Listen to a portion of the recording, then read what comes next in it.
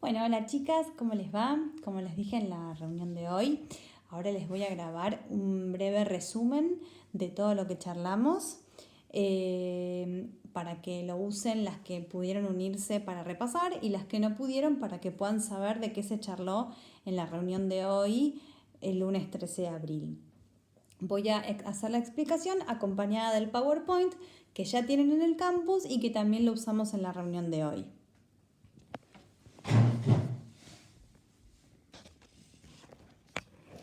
Bueno, acá estamos con los primeros temas que trabajamos en este año que tienen que ver con el Estado y la sociedad.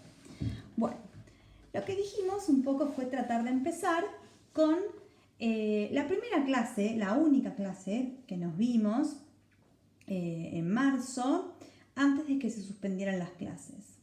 Empezamos a hablar del Estado, recordando un poco lo que habíamos visto el año pasado en historia, en donde vimos el surgimiento de los primeros estados. Por ejemplo,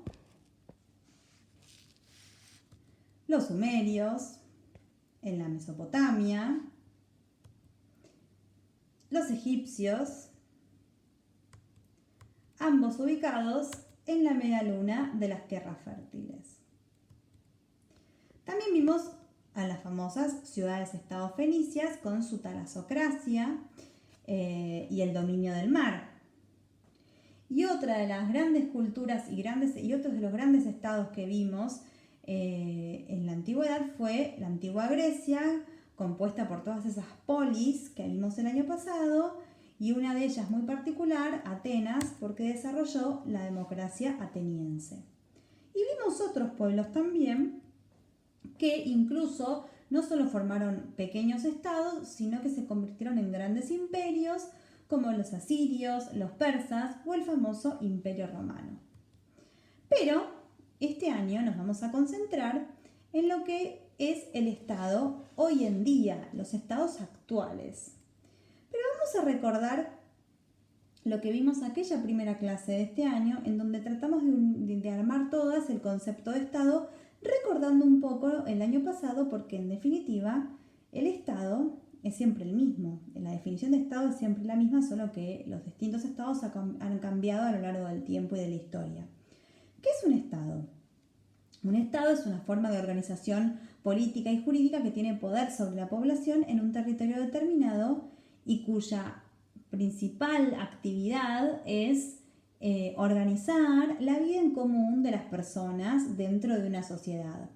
En la reunión hicimos una breve mención a la actualidad, diciendo que sabemos que siempre el Estado organiza la vida de las personas, y hay normas y hay leyes y hay situaciones diferentes, pero que particularmente en estos últimos meses la presencia del Estado se ha visto mucho y que han cambiado ciertas cosas en donde el Estado ha tenido que tomar medidas muy particulares por la época que estamos viviendo con respecto al coronavirus y la famosa pandemia.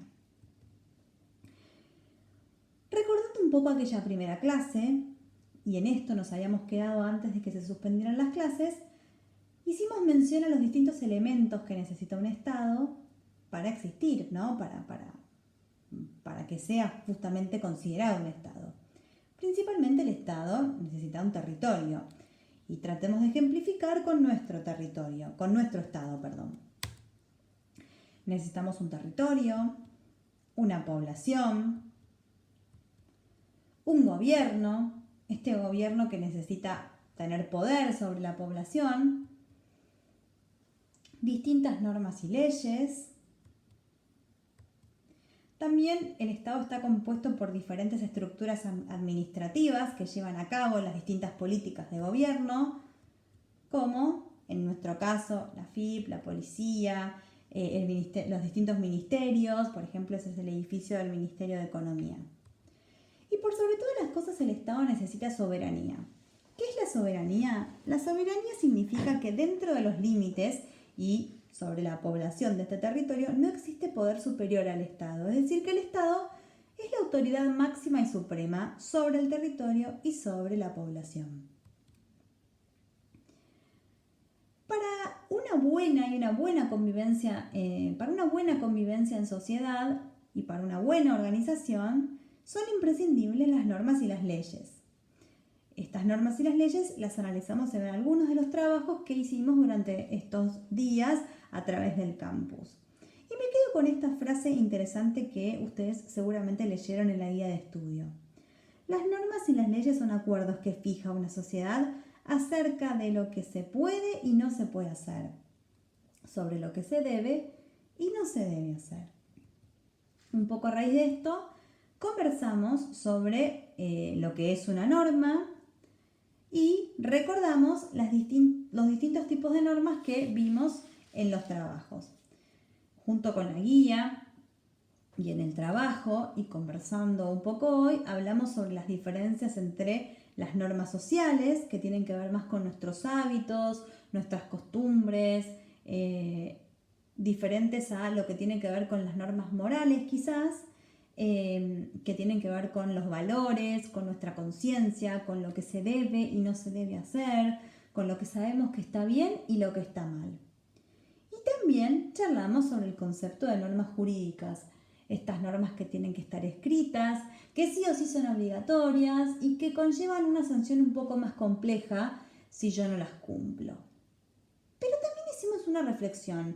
Hablamos sobre diferentes ejemplos, muchas de ustedes dieron ejemplos sobre estos distintos tipos de normas, pero llegamos a la conclusión que muchas veces una misma norma puede tener un poquitito de los diferentes tipos. Una norma jurídica también puede tener también un condimento que se relaciona con la moralidad y que se haya transformado en un hábito social. Es decir, que hay veces que las normas pueden ser más de un tipo, o sea, pueden tener más de un aspecto.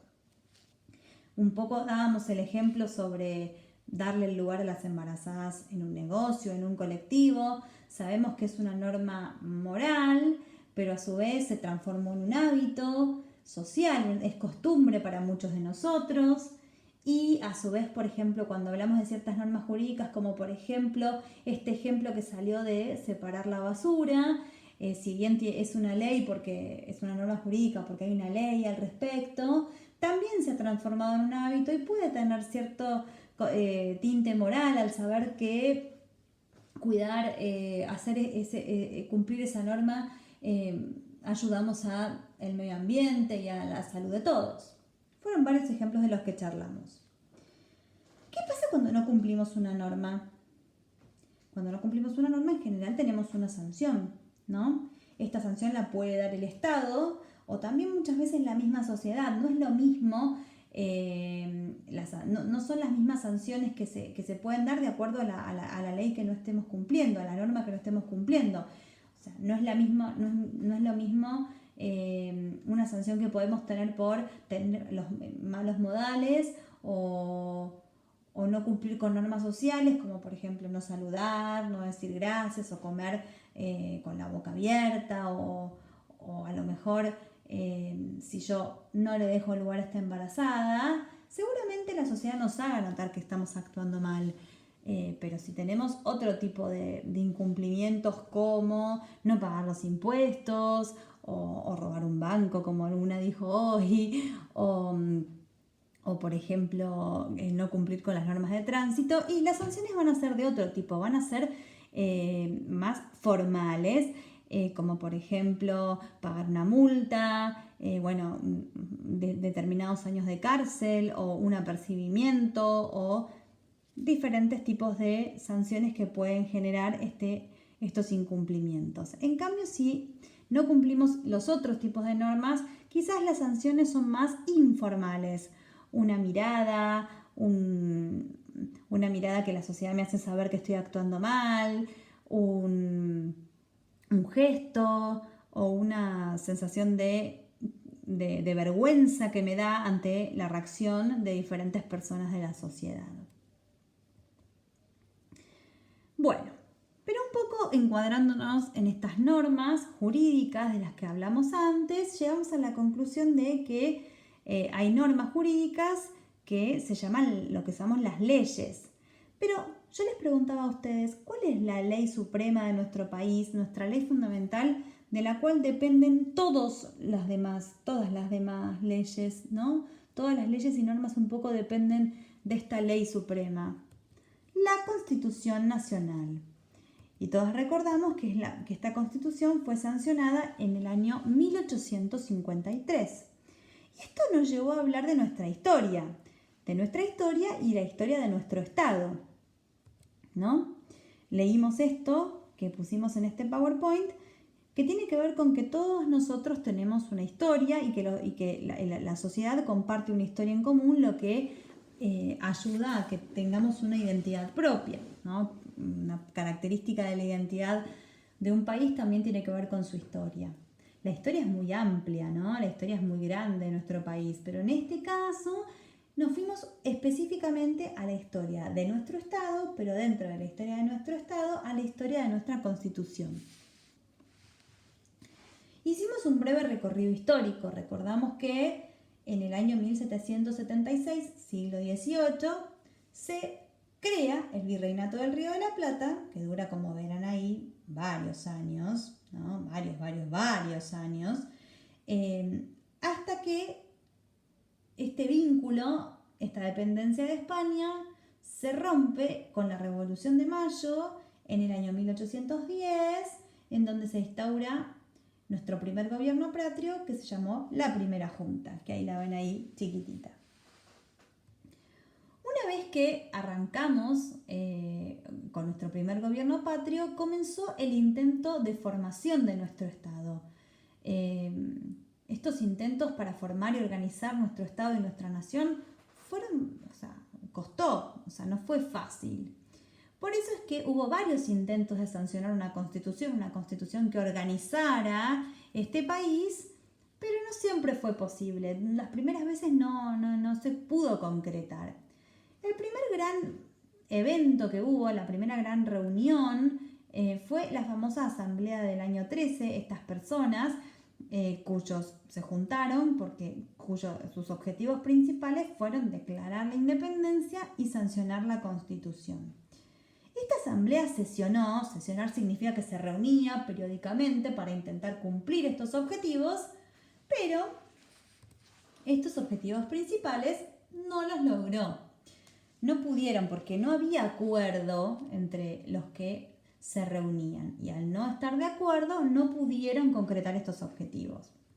Pero esta asamblea fue muy importante porque a pesar de que no logró estos objetivos principales, sí pudo implementar medidas en nuestro territorio, en nuestro país, que ayudaron a esta organización del Estado que todavía estaba en proceso de formación, este Estado que estaba en proceso de formación. Bueno, una de las medidas que se tomaron, por ejemplo, es establecer el himno o el escudo como símbolos patrios. Estos símbolos que son sumamente importantes para un Estado y sumamente importantes para la identidad de un país. También se estableció que el 25 de mayo iba a ser fecha patria. También es importante tener fechas patrias propias. Como vemos ahí, también se unificó la moneda nacional. Piensen que todavía hasta este momento se seguían utilizando las monedas que correspondían a la realeza española, a los españoles. Entonces, el hecho de tener una moneda propia favoreció también de a poquito que se fuera consolidando la idea de un Estado propio. Y también, como ustedes leyeron en la guía, decía que se trató de empezar a igualar, ¿no?, jurídicamente a las personas. Bueno, una medida principal que se hizo para esto fue declarar la libertad de vientres. La libertad de vientres tenía que ver con darle la libertad a los futuros hijos de esclavos que estaban en el vientre o los que iban a nacer posteriormente. Bueno, esto tenía que ver con terminar con la famosa sociedad de castas, con la famosa división tan marcada de la sociedad. Bueno, se empezó por darle la libertad a los futuros hijos de los esclavos. Ustedes se acuerdan que en esa época había esclavos en la colonia, ¿no?, en la famosa época colonial. Y por otro lado se empezaron a suprimir los títulos de nobleza o los contratos de servidumbre para intentar de a poco igualar a la sociedad jurídicamente. Por supuesto que esto no ocurrió de un día para el otro, ¿no? Llevó varios años. Bueno, otro intento de sancionar una constitución se produjo en el Congreso General Constituyente que se reunió en la ciudad de San Miguel de Tucumán en 1816. ¿Qué objetivos tuvieron estos representantes que se reunieron en 1816? Bueno, lo mismo que ya vimos, declarar la independencia, sancionar una constitución y establecer una forma de gobierno, es decir, ¿qué forma de gobierno iba a tener nuestro país? Habían probado hasta el momento varias, pero no habían podido durar muchas de ellas. Acuérdense que habíamos empezado con una primera junta, luego esta junta se amplió y se llamó Junta Grande, luego se intentó con un triunvirato, es decir, con un gobierno de 3 personas, y en 1816 se había decidido tener un directorio, que se llamaba directorio porque gobernaba un director supremo.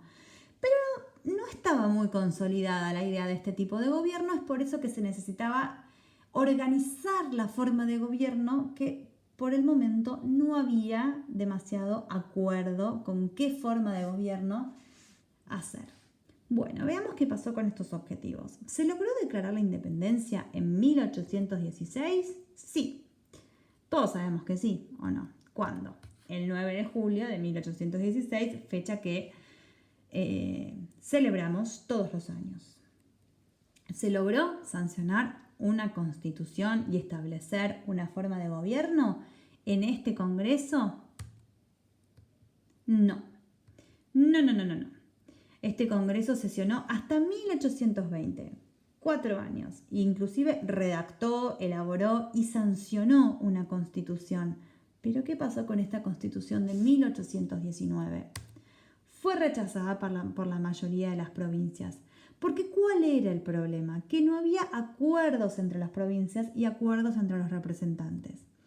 Entonces, ¿a qué conclusión llegamos? A que el proceso de formación de nuestro Estado estuvo caracterizado por constantes enfrentamientos que impedían la organización nacional.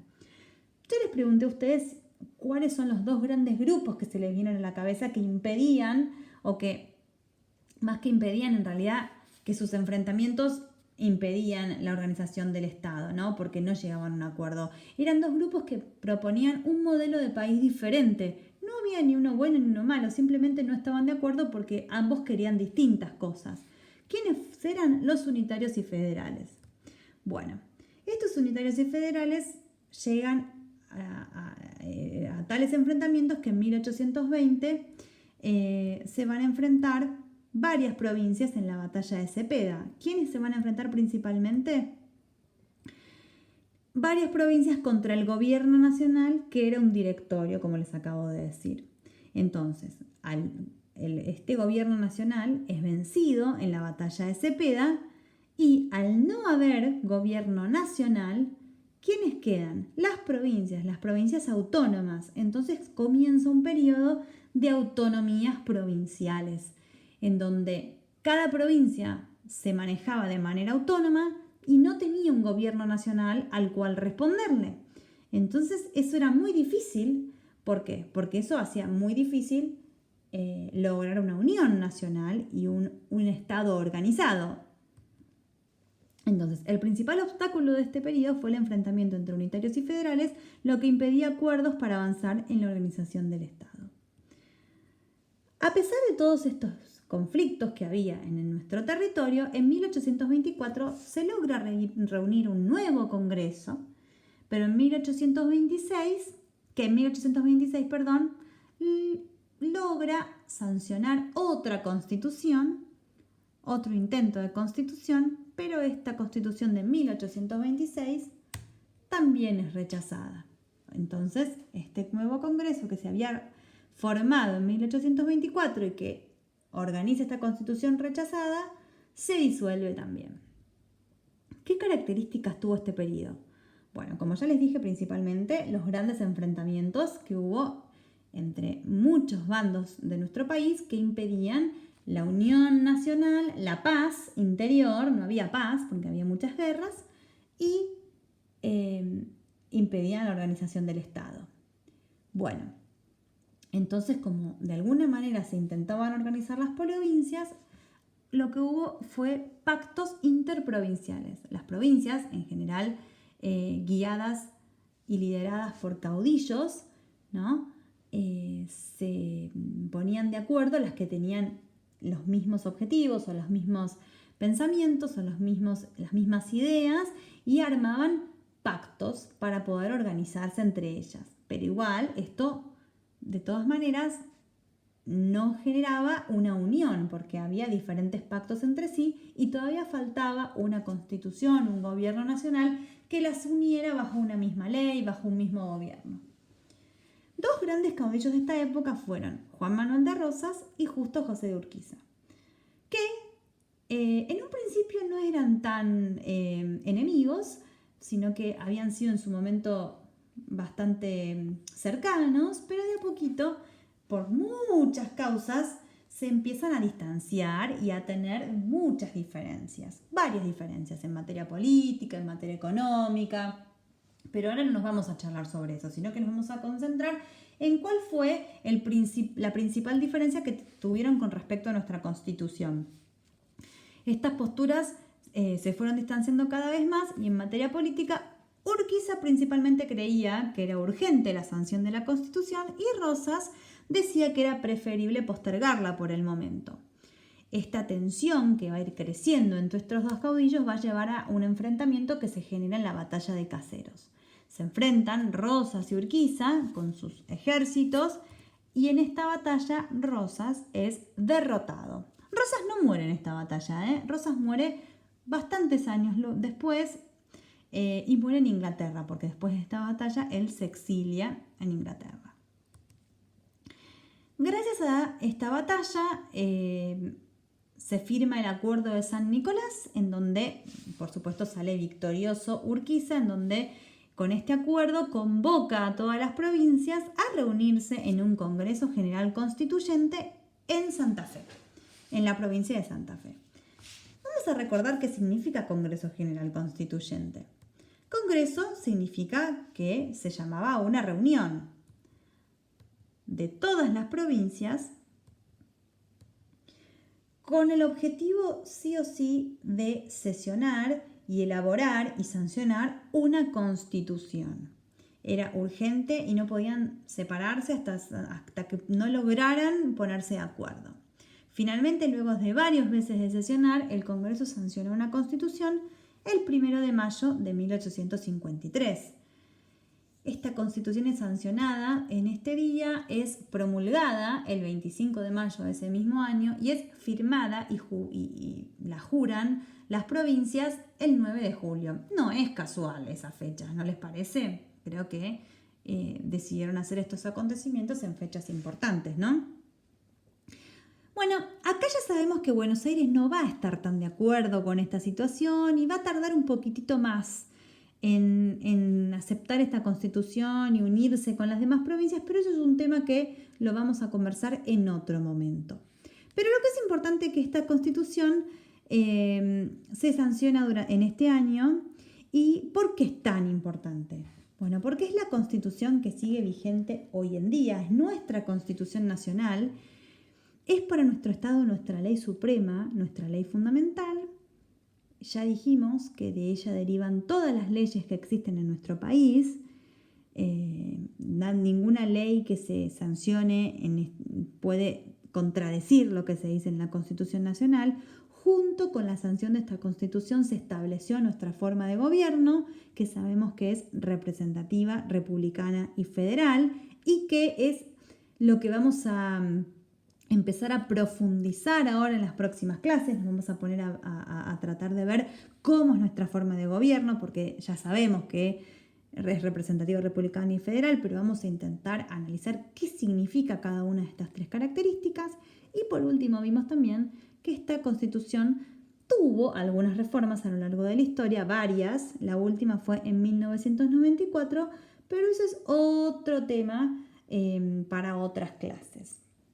La idea de esta reunión fue poder hacer este caminito ayudado con este PowerPoint y poder unificar, organizar, relacionar todas las actividades que hicimos desde aquella primera clase en marzo y todo lo que hicimos ahora en casa a través del campus debido a la suspensión de clases. Y la idea con esto es que se den cuenta que no son todos temas aislados los que estuvieron trabajando, sino que tienen todos un hilo conductor, que están todos relacionados. Espero que les haya quedado claro y que las ayude a poder entender un poco lo que charlamos en la reunión o a recordarla las que pudieron unirse. Les mando un beso grande y nos vemos en las próximas clases. Chau, chau.